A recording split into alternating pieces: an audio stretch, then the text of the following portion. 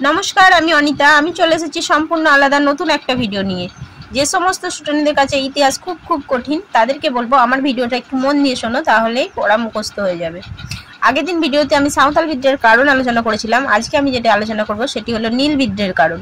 চলো তাহলে শুরু করা যাক। নীল বিদ্রোহের কারণ, সেই কারণগুলি আলোচনা করতে গেলে প্রথমে আমি ভূমিকা বলবো। ভূমিকা কি? নীল চাষ ভারতের একটি প্রাচীনতম চাষ। বাংলার নীল চাষিরা 1859 খ্রিস্টাব্দে বিভিন্ন কারণে নীল চাষের বিরুদ্ধে বিদ্রোহী হয়ে উঠেছিল। সেই কারণগুলি এখন আমি নিচে আলোচনা করে শোনাবো। চলো তাহলে শুরু করি।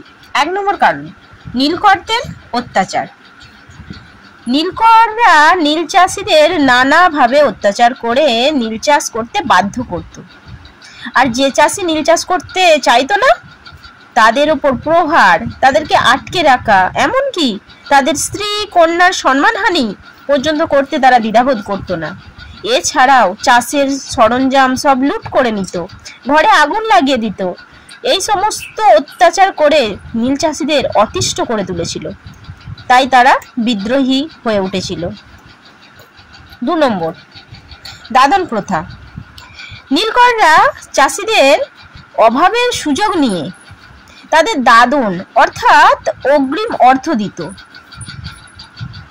যা চড়া শুল্কে দাদন নিয়ে চাষিরা নীল চাষ করতে বাধ্য থাকত। অভাবের সময় যদি কেউ দাদন নিত, সে আর নীল চাষের ঘেরাটোপ থেকে বেরিয়ে আসতে পারত না।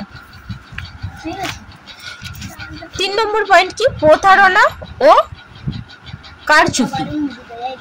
নীলকররা নীল চাষিদের বিভিন্নভাবে প্রতারিত করত।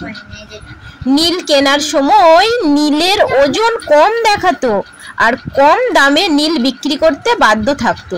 তাছাড়া জোর করে বিভিন্নভাবে অর্থ আদায় করত।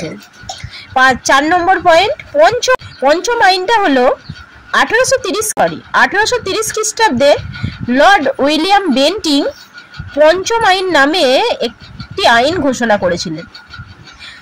সেই আইনের দ্বারা চাষিরা দাদন নিয়ে যদি নীল চাষ করতে রাজি না হতো, তাহলে তাকে গ্রেপ্তার করা হতো আর তার সমস্ত সম্পত্তি বাজেয়াপ্ত করা হতো। এর ফলে নীল চাষিদের ওপর অত্যাচার অনেক বেড়ে গিয়েছিল। 5 নম্বর, অবিচার। অত্যাচারিত নীল চাষিরা যখন আদালতে যেত, তারা কোনো রকম সুবিচার পেত না। আইন ছিল নীলকরদের স্বার্থ রক্ষার জন্য।